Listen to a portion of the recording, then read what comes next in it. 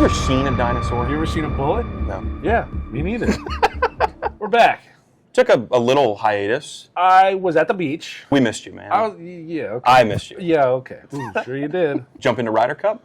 Let's do it. Finally, after what seems like 4 or 5 weeks, it's finally here, the Ryder Cup. Promise we'll be stopped talking about it for the next 2 years. After next week. Year and a half, after next week. Had the opening ceremony today. Got pushed up a day due to bad weather, I believe. Inclement weather. Yes. Up in New York.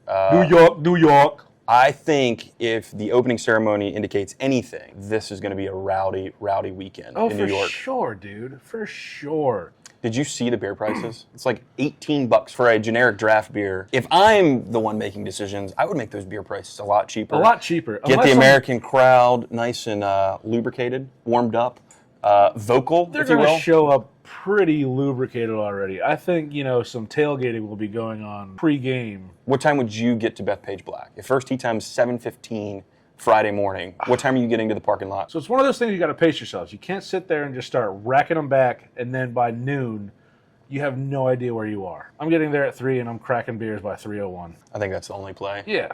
If it was a Falcon Smash by Triple Crossing, then I'd be drinking nonstop there. No doubt. I wouldn't be worth a damn by 11 a.m. Nope. Because it's so good and it goes down perfectly. Mm-hmm. What singles matches are you Oh, hoping they do? Like, do us a favor. Bryson and Rory has to happen. For sure. Has For to sure. happen. Off last or off first? First, get the tempo going. I really want it to be a repeat of, do you remember Patrick Reed and Rory? Yeah. That's why I put Canceling out Eagles? That's why I put Patrick Reed in my ideal team. I would have taken Cantlay and put Patrick Reed out because he does that. I hope the European fans heckle Cantlay a little bit. Do a waggle counter. Oh Start my counting gosh, them. yes, like Giannis. Hell yeah. Just bring a giant. If every European fan brings a giant cartoonish clock, have just Flava Flav chain around their neck, that would be the greatest thing in the world. Have you put a bet in yet for this week? I don't gamble, man. I throw $500 down on fantasy football, and because I'm pretty good at it. I did put a bet in, and I'm a little ashamed of it. It was about a month ago when the lines first came out, and Europe was an underdog, so plus money. Why? I don't know. I was emotionally America. hedging my bet because if Europe wins, at least I get a little money. If U.S. wins, I don't win any money, but you U.S. have wins. Emotional feeling. Exactly. Yes. On to NFL. Things from last week. Our teams are god-awful. 0-3 each. Jets and Giants, by the My way. 0-3 is a lot different than your 0-3. But no, it's been tough. There's been a lot of injuries. Joe Burrow out, like you said, 3 months. Turf toe. That's if he comes back. Turf toe is tough. It's a made-up injury. Najee, James Conner tore their ACLs. Yep. That sucks. George Kittle, hamstring. IR, but he should be back. Jaden Daniels also hurt. Mike Evans, hamstring. Justin Fields is out last week, correct? Yeah, he got his bell rung. CeeDee Lamb? How could we forget? How do we? Oh, easily. He's a Cowboys Cowboy. player. That's how we forgot. Nick Bosa going down. I know. Again. They are immediately out of. They're done. But it's one of those things. The 49ers always have 4 major injuries, and they still always make a major run into the playoffs. It sucks. And Purdy's out too. But Mac Jones is apparently having a career revitalization. I think it's the when it comes to quarterbacks, I think it's the Niners rather than It's just Kyle Shanahan. whoever's throwing the ball. For sure. Yeah. For sure. On 80% of their Thank you for calling in. We're not going to take that. Yeah, our teams, the bad teams, they never learn, they never win. But we're throwing darts now. We are. We are Big throwing news darts. out of the Meadowlands. Yeah. Jackson Dart is in. Cam Scatterbo, RB1. Abdul Carter still playing good ball. It's the rookie show. Very starting week 5. Very reminiscent Week 4, of Longest Yard. Captain Canower and Stone Cold running the ball. Yep.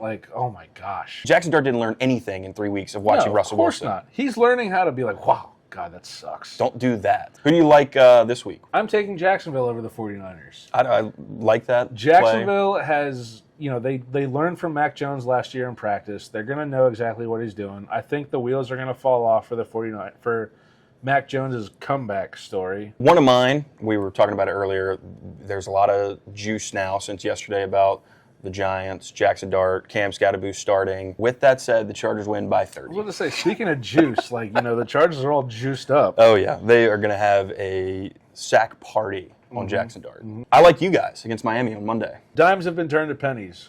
Danny Dimes comes back to reality. I hate to say it because it's always nice, seeing not a failure, but, a project that didn't pan out for one team, but it works out perfectly for another. I'm going with a Marcus Mariota revenge game. About that. Taking Washington over Atlanta by a lot. I don't think Michael Penix is that good. They got blown out by Carolina. I'm taking Tampa Bay over Philly in another. I thought about drive. that. I didn't feel confident with either one. Yeah, Baker and the game-winning drives this season have been pretty good every single week. Pretty good. Chicago's found their rhythm, I think. I think you're right. I think Chicago's found a rhythm. Or did they just play Dallas? But yeah, I'm taking the Bears over the Raiders. They came out flat, and then Caleb Williams has looked really good the last 2 weeks. I agree. I think he's finally starting to figure out how to be an NFL quarterback. I'm going to go Daniel Jones and the Colts. Yeah, sure. We've been blessed with arguably the best sports weekend possible this week. Oh, yeah. We got great NFL matchups, amazing college football games, and that little Ryder Cup. That is a thing. And some playoff baseball pushes. What's the best overall sports weekend of the year? Well, it would be every other year for me. This one's up there. Right, correct. I love Masters Week. Not much on college basketball, but having that option. Have a Christmas weekend? Amazing. Now that they've added NFL. Now that they've added NFL, yep. I mean, they've always had NFL. Like, if Christmas falls on the Sunday, they're always going to have NFL games. Thanksgiving weekend. Another great one. Underrated, though. Very underrated is MLB All-Star Weekend. We got a lot of rain coming in the Richmond area, so I will not be leaving the house much this weekend. For those of you who forgot, we do a segment at the end of each episode called Feature Foursome, where we rattle off 4 of our favorite of any topic that we come up with for this week. This week, we are doing our top 4 places we would like to play golf at. Real or fake? Real or fake. We're going to Middle Earth. There's a lot of, we're going to Middle Earth. I'm sure the elves and the dwarves and everyone could come up and just bang out a sick, 18-hole golf course spanning the entire map of Middle Earth. What is Middle Earth? Okay, moving on. Middle Earth is like the possibly fictional land from Lord of the Rings. I prefer the term nerd. You're a nerd. Yeah. I'm talking nerdy right now. What you gonna do about it? It's a magical place. Okay, you're calling me a nerd and you're starting off with a magical place? It's lovely. It's full of chocolate.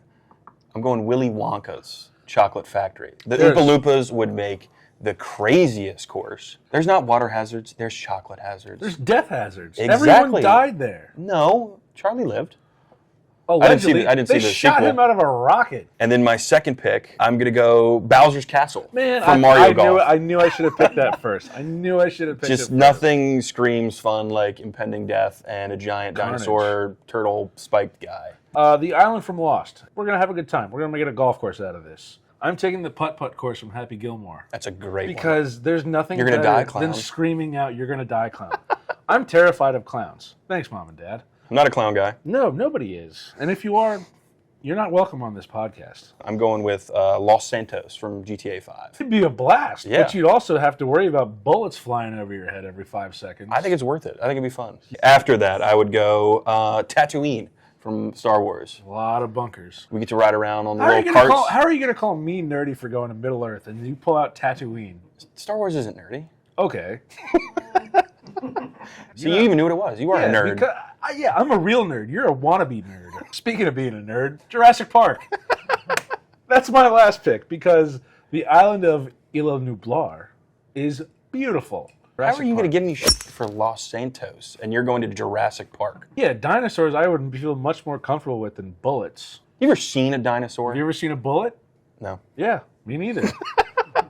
Good picks, man. Great picks. This is a fun one. Yeah. Golly. Sure. That's it for episode 5. Yeah. We'll be back next week, hopefully. With a Ryder Cup review after our preview. Hopefully, bringing it back. We're all wearing our stars and stripes on Monday morning. And yeah, you bet on Europe. Emotionally hedged my bet. All right, well, hey, it's been a good one. As they say over in Germany for our Team Europe. Prost. Prost.